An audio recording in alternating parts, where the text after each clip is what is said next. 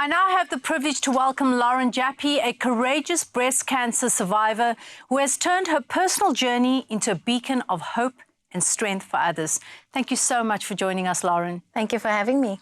I love the word thriver instead of survivor, because that's what you had to do in order to get to where you are right now, right? Exactly that, yeah. One has to be very persistent in your fight to get through, and yeah, at the end of it, you aren't just a survivor. You're a thriver, yeah. Exactly. Please will you share your journey with us? Certainly. First of all, I want to say you look so young. You know, when one thinks of a breast cancer thriver and survivor, one often, generally speaking, has an image of an older person.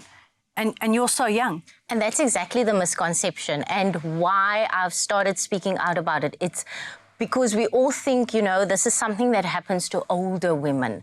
I was 34 when I found out that I had cancer. So, you know, I thought at least over 40 is sort of like the age for one to have to look out for these things. But obviously from my personal experience, I've now learned that, no, we need to start looking at a much younger age. And Lauren, what happened with you? Can you take us through that journey, you know, that moment that you found out, how you found out, how that impacted your life emotionally, mentally, physically? Please take us through that process, if you will. Certainly. One day I was relaxing on the couch, and I think the way I was leaning back, my hand was resting on my chest. And I sort of found the little lump by fluke. I was like, what is this? It doesn't feel normal, you know?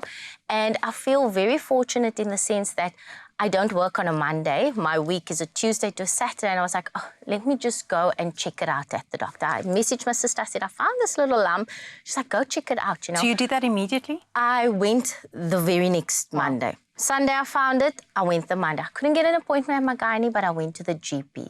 She said, you know what, you are young, so it's most likely just something called a fibroedema, but I can't be certain, so let me send you for an ultrasound.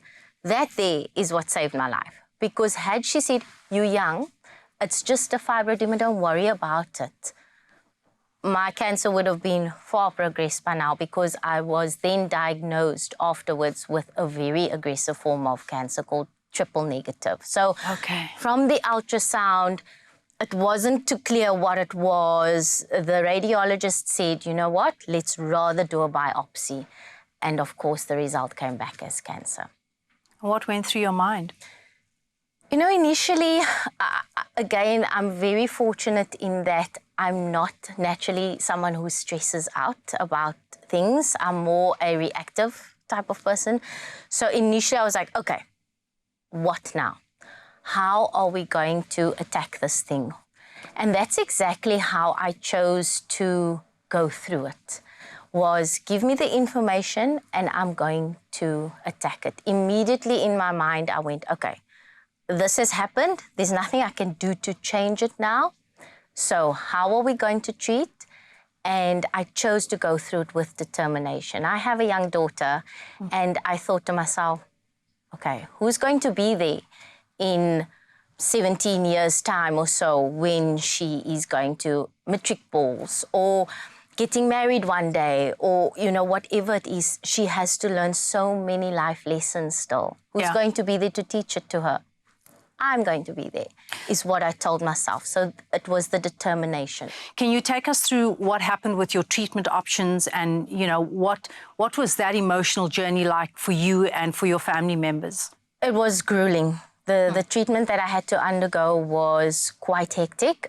So I did mention that I had something called triple negative breast cancer. And the way that is treated is you first receive chemotherapy. So I was to receive 16 rounds of chemotherapy, 2 different types. They call it neoadjuvant chemo.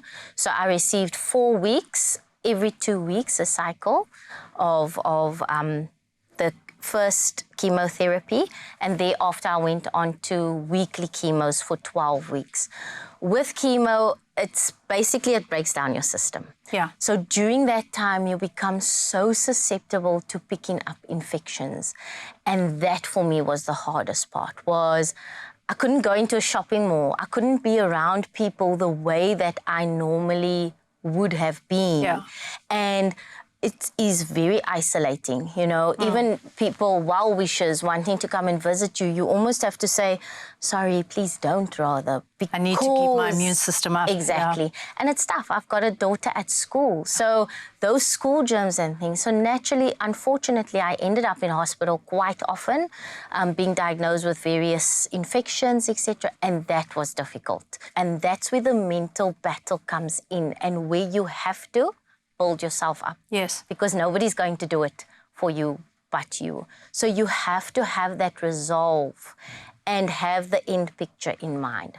The goal of getting better, I will get better, because in some matters, mind over matter really does play a massive role. In that, if you tell yourself something, I am a firm believer in that it has a major impact on the outcome. Yeah. What a powerful way to wrap this up. Thank you so much. Your words matter. And if you believe that you're going to get well, then you will get well. Lauren, thank you so much for being an absolute beacon of hope. And congratulations on your story of success and thriving. Thank you. Thank you. What an incredibly inspiring conversation. Lauren is a fearless woman that brings hope to all breast cancer patients out there. Don't go away, because a bit later we chat about breast cancer, believe it or not, in men.